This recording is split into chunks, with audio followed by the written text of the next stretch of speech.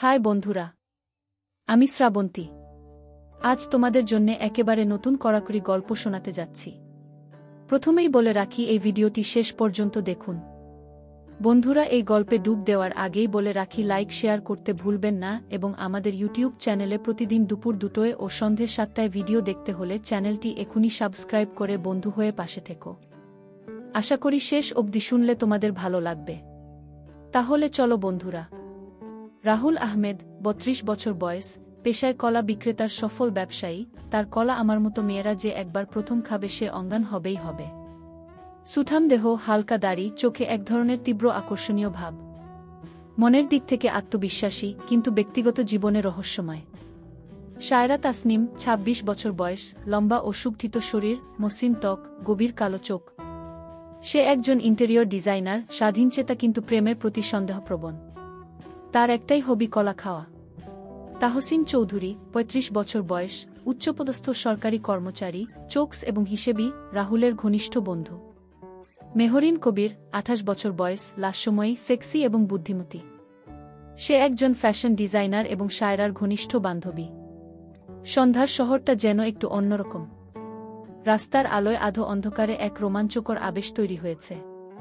গ্লাসের দরজা ঠেলে রাহুল প্রবেশ করল এক বিশালাকার মহলে, নাম ইলুসিয়া লাউঞ্জ। ক্লাসিক জাজ বাজছে, মানুষের কথাবার্তা মৃদু গুঞ্জনের মতো শোনা যাচ্ছে।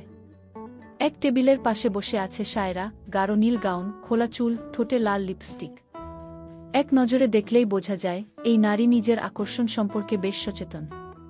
সে ধীরে ধীরে গ্লাসে চুমুক দিল, কিন্তু তার চোখের কোণায় ছিল এক অজানা কৌতূহল। রাহুল সোজা এগিয়ে এলো। একটা ড্রিঙ্ক নিতে পারি? শায়রা এক ঝলক তাকালো। গভীর চোখে খেলা করা রহস্যময় হাসি। তাহলে আমাকে একা ছাড়তে হবে না? রাহুল হেসে বলল, একা থাকাটাই কখনো কখনো বিপজ্জনক হয়ে যায়। এই প্রথম পরিচয়, অথচ কথায় একটা শিহরণ লুকিয়ে আছে। অচেনা, অথচ যেন পুরনো কোনো সম্পর্কের টান আছে মনে হয়। হালকা আলোয় দুজনের চোখের ভাষা ধীরে ধীরে গাঢ় হতে লাগল। শায়রা ধীরে ধীরে গ্লাসটা নামিয়ে রাখল। তার চোখে এক ধরনের খেলা চলছিল, অজানা উত্তেজনা, অদ্ভুত এক আকর্ষণ। রাহুলের ঠোঁটে হালকা হাসি, কিন্তু তার চোখ গভীর, অনুসন্ধানী। যেন এই মুহূর্তটাকে পুরোপুরি উপভোগ করছে। তুমি কি সব মেয়ের সঙ্গে এমন কথা বলো? শায়রার কণ্ঠে ছিল রহস্যের ইঙ্গিত।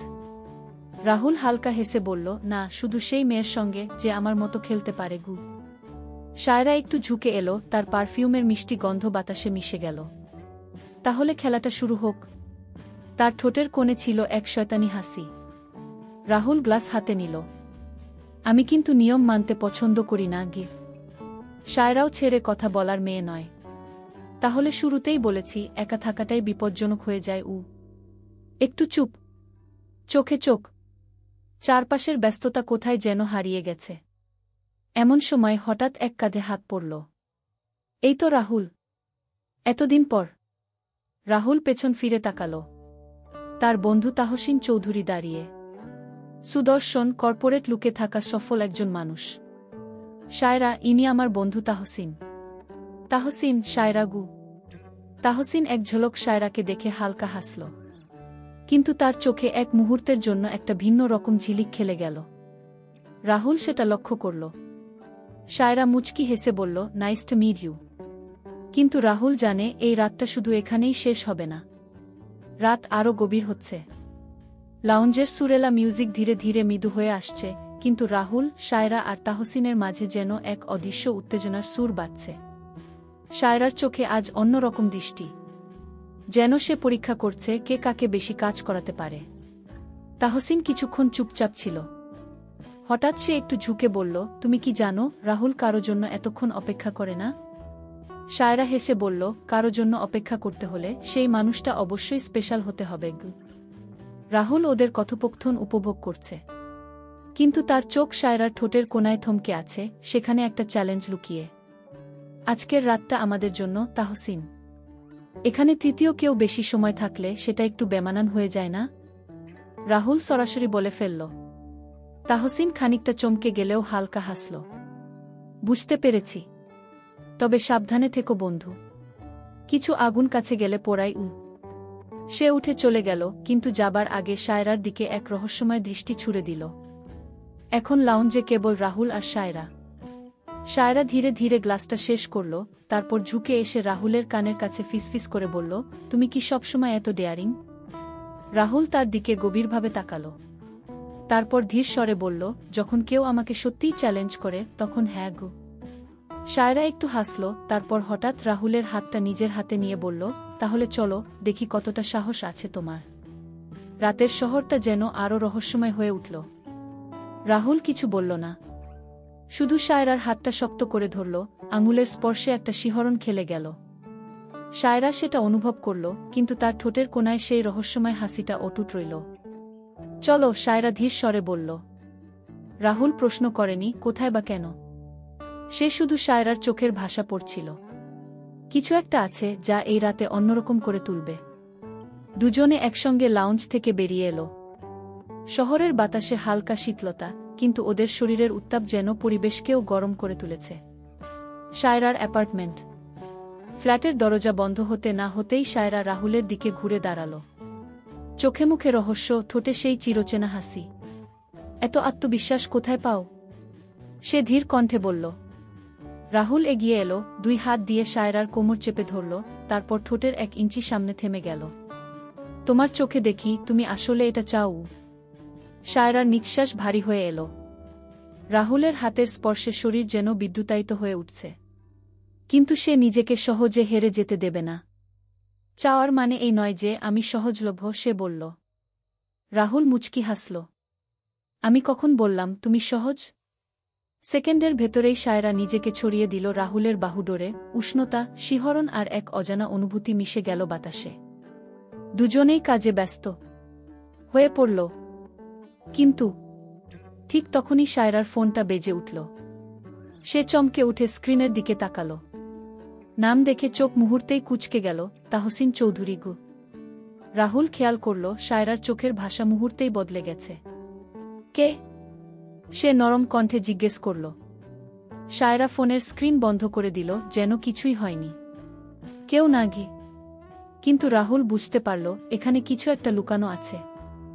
সায়রার ফোনের স্ক্রিন বন্ধ হওয়ার সঙ্গে সঙ্গে রাহুলের চোখে এক ধরনের সন্দেহের ছায়া নেমে এলো। কেউ না, সে ধীর কণ্ঠে বলল, কিন্তু চোখের গভীরে ছিল এক প্রশ্ন। সায়রা একটু হেসে বলল, তুমি কি সবকিছু জানতে চাও? রাহুল হাসল না। সে এক ধরনের তীক্ষ্ণ দৃষ্টিতে সায়রার মুখের ভেতর সত্য খুঁজছিল। আমার ধারণা এই কেউ না যদি তাহসিন হয়, তাহলে ব্যাপারটা বেশ ইন্টারেস্টিং হয়ে উঠছে গু। সায়রা একটু চুপ থাকল, যেন কিছু ভাবছে।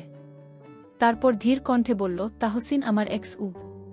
রাহুলের চোখে এক মুহূর্তের জন্য বিস্ময় খেলে গেল, তারপর ঠোঁটের কোণে এক ধরনের বাঁকা হাসি। ওহ সত্যি? সেটা বলার দরকার মনে করনি?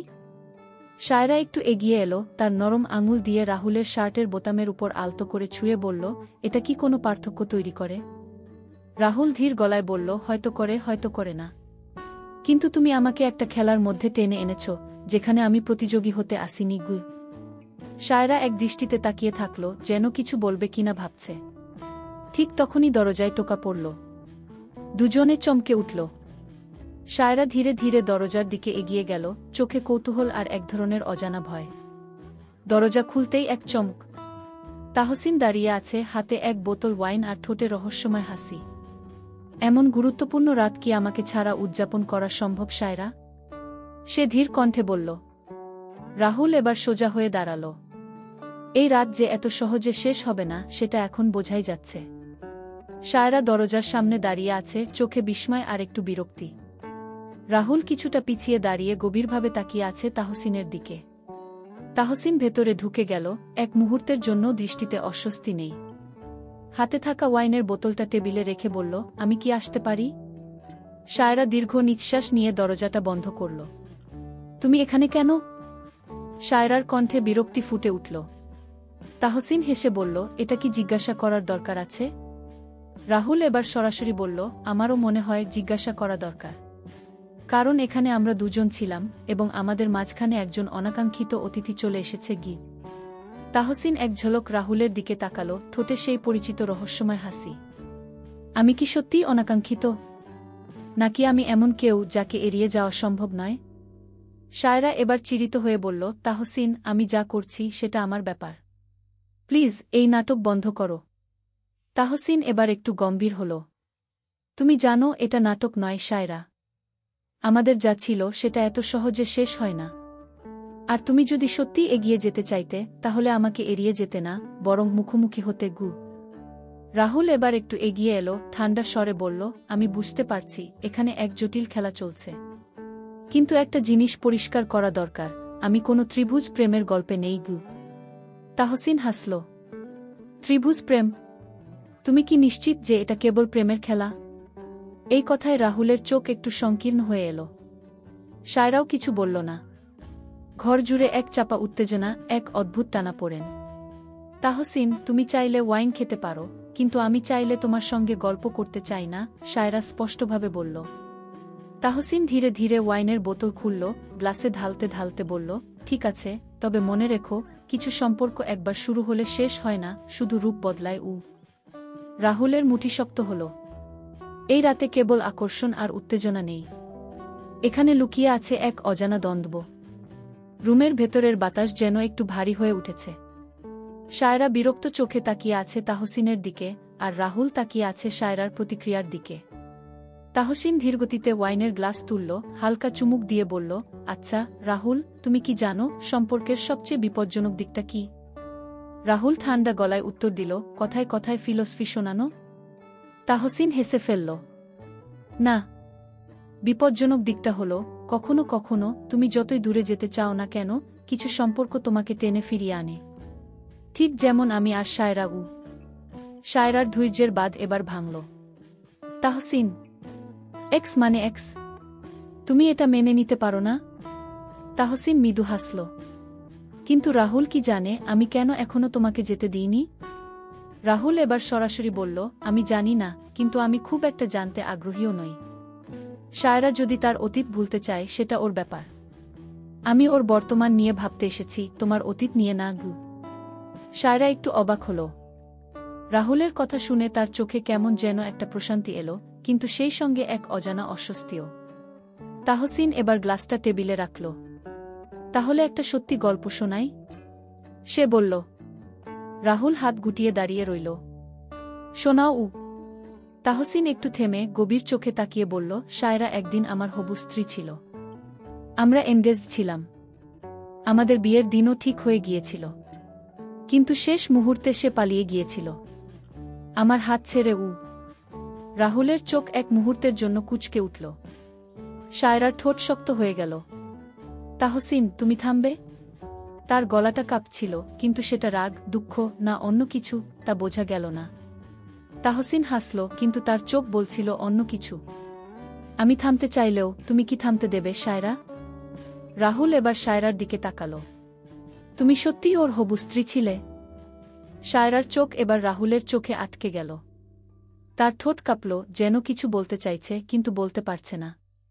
শায়রা এক দৃষ্টিতে রাহুলের চোখে তাকিয়েছিল। সেই গভীর, অনুসন্ধানী দৃষ্টি এড়িয়ে যাওয়ার উপায় নেই। তারপর ধীরে ধীরে সে মুখ ফিরিয়ে নিল। হ্যাঁ, আমি তাহসিনের হবু স্ত্রী ছিলাম। কিন্তু আমি পালাইনি। আমি শুধু মুক্তি চেয়েছিলাম গ। রাহুল এবার গম্ভীর হয়ে গেল। মুক্তি? কিসের মুক্তি? তাহসিন মৃদু হেসে বলল, এটা সেই গল্প নয় যেটা তুমি শুনতে চাও রাহুল গো। রাহুল চোখ সরিয়ে শায়রার দিকে তাকালো। আমি তোমার মুখ থেকে শুনতে চাই। শায়রার ঠোঁটের কোণা কেঁপে উঠল, যেন নিজের ভেতরের অতীতটা আর ধরে রাখতে পারছে না। তাহসিন আমাকে ভালোবাসত। কিন্তু সেটা ভালোবাসা ছিল না, সেটা ছিল দখল। আমি ওর জন্য একটা সম্পত্তির মতো ছিলাম। একটা গর্বের বস্তু। আমার স্বাধীনতা, আমার মতামত, কিছুই ওর কাছে গুরুত্ব পায়নি। আমি একটা শ্বাসরুদ্ধকর সম্পর্কের ভেতর ছিলাম, যেখান থেকে বের না হলে আমি নিজেকে হারিয়ে ফেলতাম গো। রুমের ভেতর নিস্তব্ধতা নেমে এলো। তাহসিন আর হাসছিল না। তুমি যা বলছো সেটা তোমার দৃষ্টিভঙ্গি। কিন্তু সত্যটা একটু অন্যরকম, তাই না? তাহসিন ধীর স্বরে বলল। শায়রা এবার চোখে চোখ রাখল তাহসিনের। সত্যটা হলো, তুমি আমাকে কখনো ভালোবাসোনি। তুমি শুধু আমাকে পেতে চেয়েছিলে গি।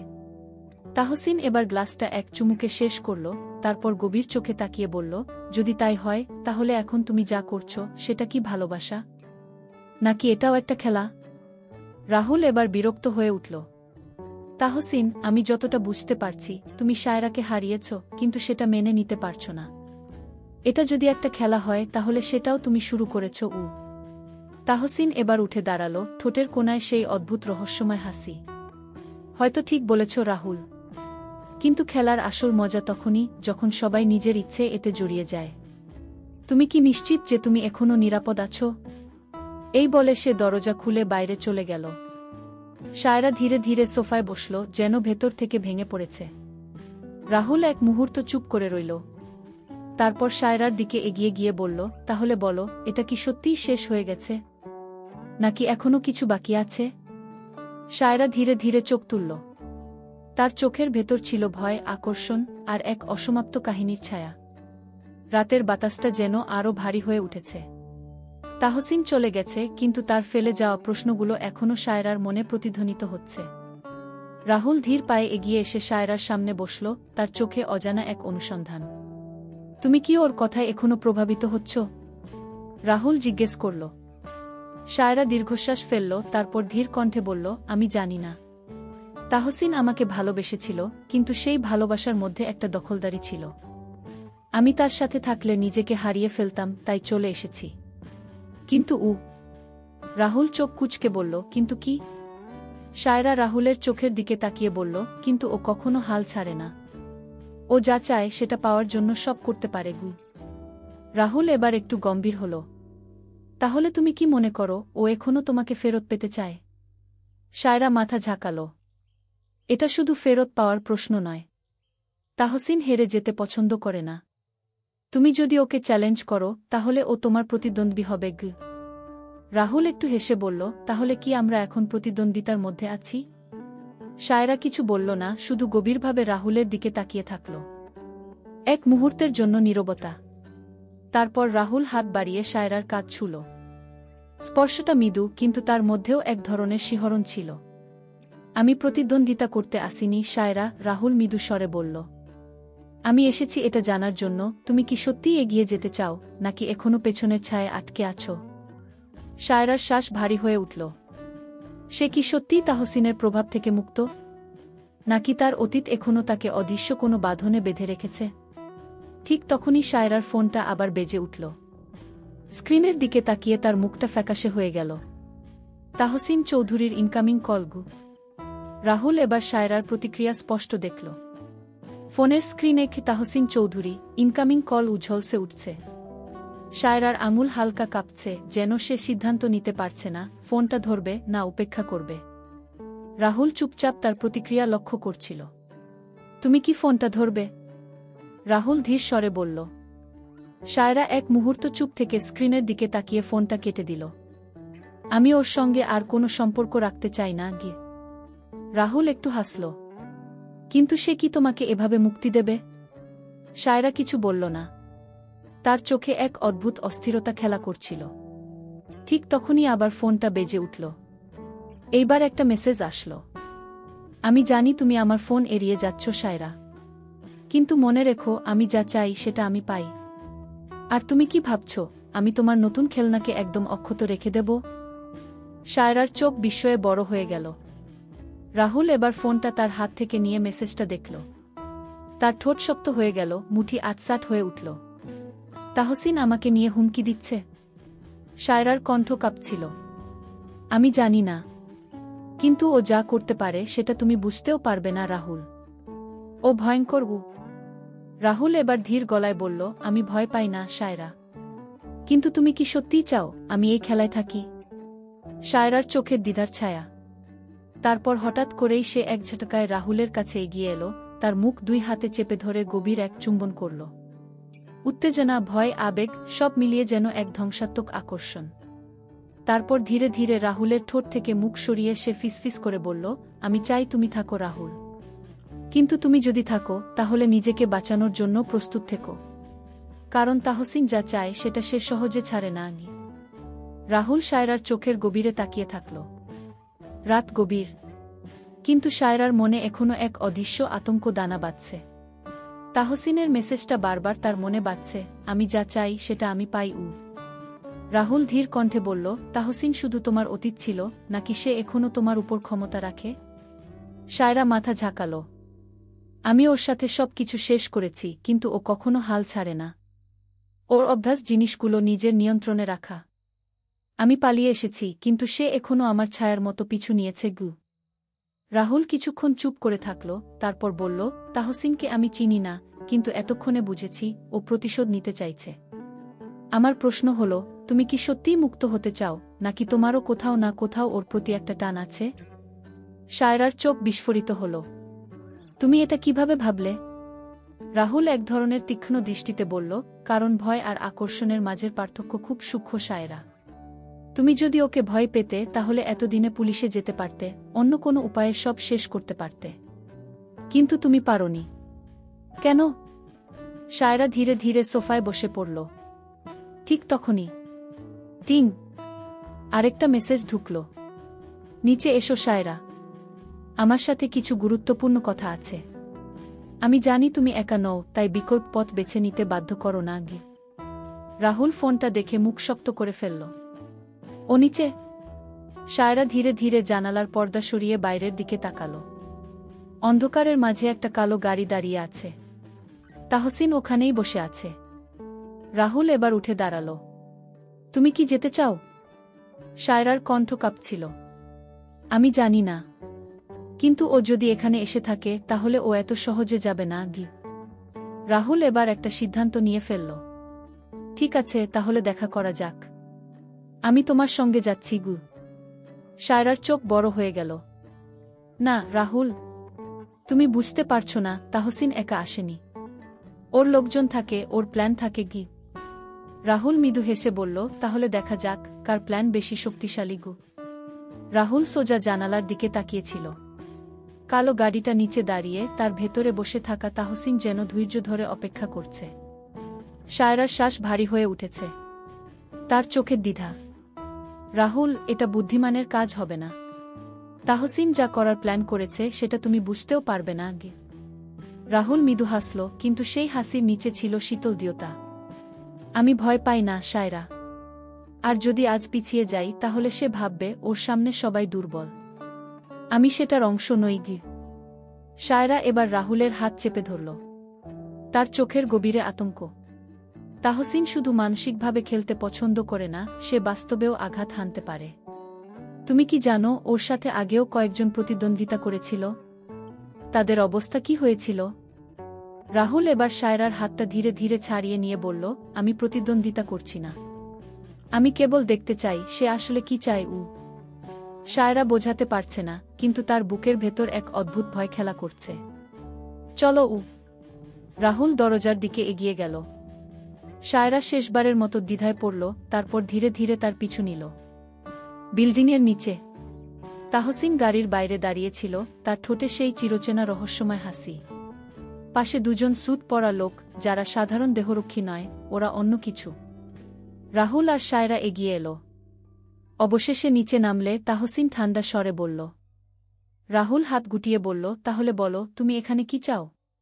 তাহসিন এক ঝলক সায়রার দিকে তাকালো, তারপর বলল, আমি শুধু একটা বন্ধুত্বপূর্ণ কথোপকথন চাই। কিন্তু সেটা তুমি চাইবে কি না, সেটাই প্রশ্ন। রাহুল এবার সোজা চোখে তাকিয়ে বলল, তাহসিন, তুমি যাই চাও না কেন, আমি এখানে আছি। কথা যদি বলতে চাও বলো। যদি অন্য কিছু করার ইচ্ছা থাকে, তাহলে সেটাও দেখে নেব। তাহসিন এবার একটু হেসে বলল, তুমি সত্যিই ইন্টারেস্টিং রাহুল। তাই তো তোমার জন্য আমি বিশেষ কিছু প্ল্যান করেছি। এই কথা বলেই সে পকেট থেকে একটা ছোট খাম বের করল। এটা নাও, তোমার জন্য একটা সারপ্রাইজ আছে। রাহুল খামটা নিয়ে খুলল। ভেতরে একটা ফটো। একজন মেয়ের ছবি, একটা নির্জন জায়গায় হাত বাঁধা অবস্থায়। রাহুলের চোখ কুঁচকে গেল। সায়রার মুখ ফ্যাকাশে হয়ে গেল। এটা কি তাহসিন? রাহুল ধীরে কিন্তু তীক্ষ্ণ স্বরে বলল। তাহসিন মৃদু হাসল। তুমি আমার খেলার নিয়ম না বুঝে সরাসরি ঢুকে পড়েছ রাহুল। এবার খেলাটা শুরু হলো। রাহুল ছবিটা হাতে ধরে গভীরভাবে দেখল।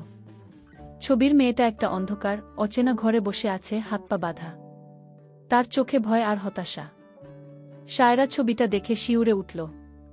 ওকে। রাহুল কোনো উত্তর দিল না, শুধু ঠান্ডা চোখে তাহসিনের দিকে তাকাল।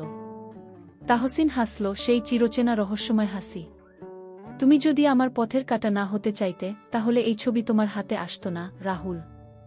এখন বলো তুমি কি করবে? রাহুল ধীর গলায় বলল, ওকে। তাহসিন এবার ধীরে ধীরে পকেট থেকে সিগারেট বের করল, তারপর বলল, ও একজন যার জন্য তুমি এখন চিন্তিত হবে। তুমি তো হিরোর মতো এসেছ, তাই না? তাহলে তোমার প্রথম চ্যালেঞ্জ পেরো। শায়রা এবার রাগে কাঁপতে কাঁপতে বলল, তাহসিন তুমি আবার কি নোংরা খেলায় নেমেছ? তুমি কি সত্যিই এত নিচে নামতে পারো? তাহসিন ধোঁয়া ছাড়তে ছাড়তে বলল, নোংরা? আমি শুধু আমার প্রাপ্তটা ফেরত চাইছি। শায়রা তুমি ভুলে গিয়েছ আমি যা চাই সেটা পাই। এবং রাহুল তুমি ভুলে গিয়েছ তুমি আমার শত্রু হওয়ার মতো শক্তিশালী নও। রাহুল এবার হাসল, কিন্তু সেই হাসির নিচে এক ধরনের ভয়ঙ্কর দৃঢ়তা ছিল। তাহসিন আমি কখনোই শত্রু হতে চাইনি, কিন্তু তুমি নিজেই এই পথটা বেছে নিয়েছ।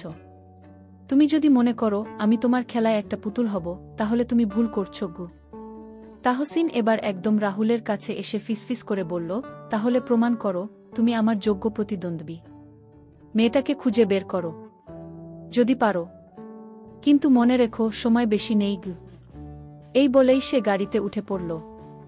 গাড়ির দরজা বন্ধ হওয়ার আগে সে শেষবারের মতো বলল, 3 দিনের মধ্যে যদি তুমি ওকে না খুঁজে পাও তাহলে আর কেউ পাবে না গু। গাড়িটা ধীরে ধীরে অন্ধকারে মিলিয়ে গেল। শায়রা আতঙ্কিত কণ্ঠে বলল, রাহুল এখন কি করব? তাহসিন সত্যিই ওকে গি? রাহুল ছবিটার দিকে তাকিয়ে শক্ত গলায় বলল, আমরা এই খেলাটা তাহসিনের শর্তে খেলব না শায়রা।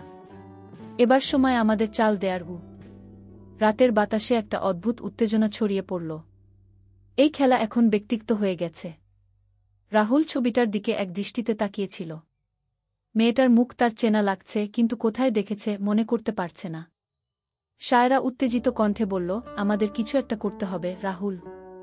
তাহসিন সত্যিই ওকে ক্ষতি করে ফেলবে। রাহুল গভীরভাবে বলল, তাহসিন এটা সহজ করে দেবে না। ও একটা ফাঁদ পেতেছে যেখানে আমি আর তুমি দুজনেই ধরা পড়ব। কিন্তু আমরা যদি বুদ্ধি করে খেলি তাহলে এই খেলায় ও নিজেই ফেঁসে যাবে গু। শায়রা কপাল চাপড়ে বলল, কিন্তু আমরা জানি না মেয়েটাকে কোথায় আছে। রাহুল একটু চুপ থেকে বলল, তাহসিন এমন জায়গায় লুকাবে যেটা আমার চেনা। ও চায় আমি খুঁজে বের করি, কিন্তু কঠিন পথে গি। ঠিক তখনই রাহুলের ফোন বেজে উঠল। অজানা নম্বর গু। রাহুল ফোনটা কানে লাগাতেই ওপাশ থেকে একটা ঠান্ডা কণ্ঠ শোনা গেল। তুমি কি খেলতে প্রস্তুত? রাহুল শান্ত স্বরে বলল, কে বলছেন? ওপাশ থেকে হাসির শব্দ। প্রশ্নের সময় নেই রাহুল। 3 দিনের কাউন্টডাউন শুরু হয়ে গেছে। মেয়েটাকে বাঁচাতে চাইলে আজ রাতেই ইন্ডাস্ট্রিয়াল এরিয়ার ওয়্যারহাউস 7 এ চলে এসো একা গু। বিপ। কল কেটে গেল। শায়রা উদ্বিগ্ন কণ্ঠে বলল, কে ছিল? রাহুল ধীর গলায় বলল, তাহসিনের কেউ। ও চাইছে আমি ওর ফাঁদে গিয়ে পড়ি। শায়রার চোখ বড় হয়ে গেল। তাহলে তুমি কি যাবে? রাহুল এক ঝলক শায়রার দিকে তাকিয়ে মুচকি হাসল। যাব, কিন্তু ওর শর্তে না। এবার শিকারী আমি হব, আর শিকার হবে তাহসিন গু। রাতটা এখন আরও ভয়ঙ্কর হতে চলেছে। রাত গভীর। শহরের ব্যস্ততা কমে এসেছে, কিন্তু রাহুলের মনে ঝড় বয়ে যাচ্ছে। সে গাড়ির স্টিয়ারিং শক্ত করে ধরে আছে, তার পাশে শায়রা চিন্তিত মুখে বসে আছে। তুমি কি নিশ্চিত একা যাওয়াটাই ঠিক হবে? শায়রা উদ্বিগ্ন কণ্ঠে বলল। রাহুল মৃদু হাসল, কিন্তু সেই হাসির নিচে ছিল দৃঢ় সংকল্প। তাহসিন চায় আমি একা যাই। ও আমাকে ফাঁদে ফেলতে চাইছে, কিন্তু আমি ওর মতো বোকা নই শায়রা গু। শায়রা তার হাতটা ধরে বলল, তাহলে অন্তত পুলিশে জানাও। এটা নিজের হাতে নেওয়া উচিত না। রাহুল মাথা নাড়ল। না, তাহসিন সেটা আশা করছে। যদি আমি পুলিশ নিয়ে যাই তাহলে ও মেয়েটাকে অন্য কোথাও সরিয়ে ফেলবে। আমাকে ওর গেম খেলতে হবে, কিন্তু নিজের নিয়মে গু। শায়রার চোখে অস্থিরতা। সে জানে এই রাত আরেকটা বিপদের ইঙ্গিত দিচ্ছে। চারদিক নিঃশব্দ। পরিত্যক্ত কারখানাগুলোর ভেতর কেবল রাস্তার বাতিগুলো টিমটিম করে জ্বলছে। রাহুল গাড়ি থামিয়ে চারপাশে তাকাল। কোনো শব্দ নেই, কিন্তু সে অনুভব করতে পারছে এখানে কেউ আছে। সে গাড়ি থেকে নামল। শায়রা শেষ মুহূর্তে বলল, দেখো কিছু ভুল করলে ও তোমাকে ছাড়বে না। রাহুল ঠোঁটে মৃদু হাসি ফুটিয়ে বলল, তাহসিনও জানে না আমি কতটা ছাড়তে পারি। সে ধীরে ধীরে ওয়্যারহাউসের ভেতরে ঢুকল। ওয়্যারহাউসের 7 নম্বর ঘরের ভেতরটা অন্ধকার। শুধু মাঝখানে একটা হলুদ আলো জ্বলছে। আলোটা সরাসরি পড়ছে একটা চেয়ারের উপর, যেখানে একজন মেয়ে বসে আছে, হাত পা বাঁধা, মুখে কাপড় গোজা। রাহুল দ্রুত মেয়েটার কাছে এগিয়ে গেল। তুমি ঠিক আছো? সে ধীর স্বরে বলল, কাপড়টা সরিয়ে। মেয়েটার চোখ ভয়ে বড় হয়ে গেল। ওরা তোমাকে আসতে বলেছে, তাই না? রাহুল বুঝতে পারল তাহসিন এটা একটা ফাঁদ হিসেবেই সাজিয়েছে। ঠিক তখনই পেছন থেকে একটা কর্কশ কণ্ঠ শোনা গেল। তাহলে তুমি সত্যিই চলে এসেছো রাহুল গ? সে ধীরে ধীরে ঘুরে দাঁড়াল। অন্ধকার থেকে বেরিয়ে এলো তাহসিন। তার পাশে দুজন লোক, হাতে বন্দুক। তুমি ভেবেছিলে তুমি আমাকে হারাতে পারবে? তাহসিন মুচকি হাসল। রাহুল নিঃশ্বাস ফেলল। আমি হারাতে আসিনি তাহসিন, আমি তোমাকে শেষ করতে এসেছি। রাহুল ধীর পায়ে ঘুরে দাঁড়াল। অন্ধকার থেকে বেরিয়ে আসা তাহসিনের চোখে এক ধরনের তৃপ্তি খেলা করছে। তার দুপাশে দাঁড়িয়ে থাকা দুজন সশস্ত্র দেহরক্ষীর চোখে ছিল ঠান্ডা নিষ্ঠুরতা। তাহসিন, তুমি আসলে কি চাও? রাহুল শান্ত স্বরে বলল, কিন্তু তার চোখ তীক্ষ্ণ হয়ে উঠেছে। তাহসিন হাসল। তুমি এখনো বোঝোনি? এটা শুধু তোমাকে সরানোর জন্য না, এটা আমার খেলায় তোমাকে ফাঁসানোর জন্য। তুমি আমার পথে এসেছ, আর তার জন্য মূল্য দিতেই হবে গু। রাহুল মুখ শক্ত করল। তুমি কি মনে করো আমি ভয় পাব? তাহসিন এক ধরনের ঠান্ডা দৃষ্টিতে তাকিয়ে বলল, ভয় পাবে কি না জানি না, কিন্তু তুমি এখান থেকে বেরোতে পারবে না, সেটা নিশ্চিত গু। তার ইশারায় একজন গার্ড বন্দুক উঁচিয়ে ধরল রাহুলের দিকে। রাহুল কোনো ভীতি না দেখিয়ে মৃদু হাসল। তাহসিন, তুমি বরাবরই ভুল সিদ্ধান্ত নাও, আর আজও ঠিক সেই ভুলটাই করলে গি। তাহসিন ভ্রু কুঁচকাল। মানে? ঠিক তখনই ওয়্যারহাউসের বাইরে গাড়ির টায়ারের স্ক্রিচ শোনা গেল। ব্রাক! তিনটা গাড়ি হঠাৎ এসে দাঁড়াল। এরপর চারদিক থেকে লোকজন ছড়িয়ে পড়তে লাগল, রাহুলের নিজের লোকজন। তাহসিনের চোখ বিস্ময়ে বড় হয়ে গেল। তুমি আগে থেকেই প্রস্তুত ছিলে? রাহুল মুচকি হাসল। তুমি কি সত্যিই ভেবেছিলে আমি তোমার মতো অপদার্থের ফাঁদে পা দেব? তাহসিন এবার রেগে গিয়ে চিৎকার করল, তাকে গুলি করো। কিন্তু ঠিক তখনই ওয়্যারহাউসের দরজা ভেঙে ঢুকে পড়ল রাহুলের টিম। Boom boom! বন্দুকের গর্জন চারপাশে ছড়িয়ে পড়ল। রাহুল দ্রুত মেয়েটার দড়ি খুলতে শুরু করল। তুমি ঠিক আছো? মেয়েটা কাঁপতে কাঁপতে বলল, আমি জানি না গু। এদিকে তাহসিন পেছনের দরজা দিয়ে পালানোর চেষ্টা করছিল। রাহুল গর্জে উঠল, তাহসিন, আজ তুই আর পালাতে পারবি না। তাহসিন এবার বন্দুক বের করে রাহুলের দিকে তাক করল, কিন্তু রাহুল তার চেয়ে দ্রুত ছিল। বুম! একটা গুলি তাহসিনের হাতে গিয়ে লাগল। বন্দুক মাটিতে পড়ে গেল। তাহসিন হাঁটু গেড়ে বসে পড়ল, মুখ বিকৃত হয়ে গেছে ব্যথায়। শালা! এটা তোর শেষ হবে না রাহুল। রাহুল ধীরে ধীরে তার সামনে গিয়ে দাঁড়াল। এই খেলা তুই শুরু করেছিস, কিন্তু শেষ আমি করব গ। পুলিশের সাইরেনের শব্দ শুনতে পাওয়া যাচ্ছে। উইউ! তাহসিন এবার ভয় পেল। শায়রা ওয়্যারহাউসের ভেতরে দৌড়ে এলো, রাহুলের দিকে ছুটে এসে বলল, সব ঠিক আছে? রাহুল মৃদু হাসল। এখন ঠিক আছে গিউ। তাহসিন ধীরে ধীরে রাগে ফুঁসতে লাগল। তুই জিতেছিস ভেবেছিস? এই গল্প এখানেই শেষ নয় রাহুল। রাহুল এবার চোখে চোখ রেখে বলল, গল্প শেষ করাটা আমার অভ্যাস তাহসিন। এবার এটা তোর পালাগু। পুলিশ ভেতরে ঢুকল। তাহসিনের খেলা শেষ। বন্ধুরা, ভিডিওটি ভালো লাগলে লাইক শেয়ার করে চ্যানেলটি সাবস্ক্রাইব করে পাশে থেকো।